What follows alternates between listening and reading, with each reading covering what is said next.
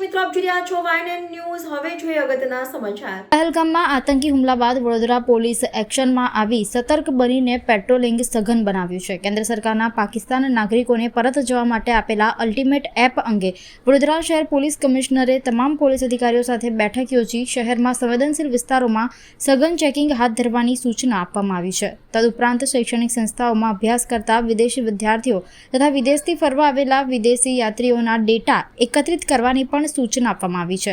તેમજ સોશિયલ મીડિયામાં ફરતી અફવાઓથી દૂર રહેવાની પોલીસ કમિશનરે અપીલ કરી છે.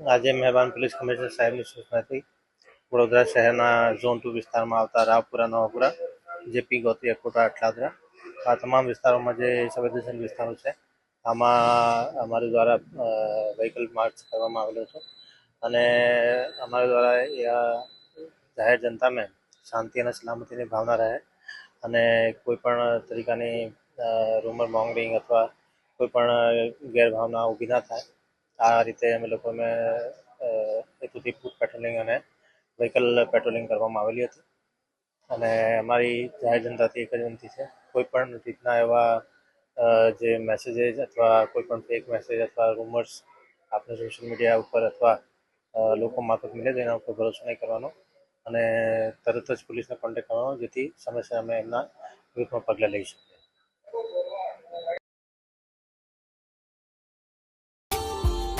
Subscribe now and press the bell icon. Never miss an update.